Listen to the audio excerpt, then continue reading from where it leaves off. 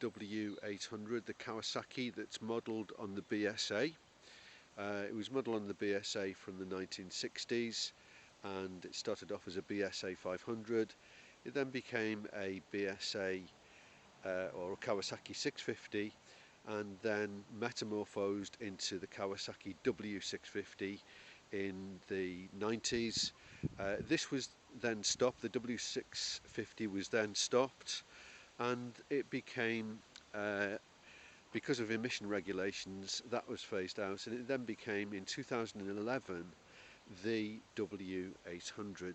And as you can see from this, the styling is very reminiscent of the Bonneville, and this one is slightly non-standard in that it has the very nicely tooled injector covers, which make a better job of the cosmetic look of the bike. The tank rubber is useful.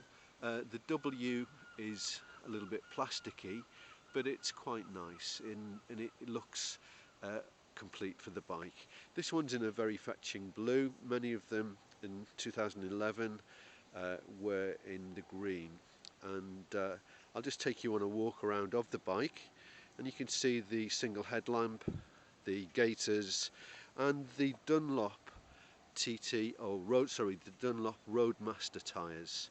It has a single caliper disc, which is adequate for the horsepower of the vehicle. And again, you've got to agree that Kawasaki have done a brilliant job of retro styling a bike. It rides very smoothly, it's very well muffled with the exhaust, but again, you can see the customized injector covers. I'll just give you a close-up of that, and you can see some of the lovely detailing and styling of the W800. Now, if you want to ride this as a Fireblade, you'll be very, very disappointed. It's nearly 800cc, but it develops a very low brake horsepower, and you can see that it has faithfully recreated the style. You even have a pretty authentic drum brake. On this particular model, I have a Rentec rack as well, which in chrome looks very, very fetching. The exhausts are beautifully styled, but they're very highly muffled, so many people put an aftermarket system on them. Motad are going to be putting a W800 system on the market fairly soon. You might disagree about the styling, and a lot of people think it's almost a better style and a better look than the Hinckley Bonneville. But again, they're very similar bikes, and you will be hard pushed to, if you're a non-biker, many non-bikers will actually think it's a genuinely old bike. Of course, the disc brakes and other features give it away. The actual instrumentation is quite nice.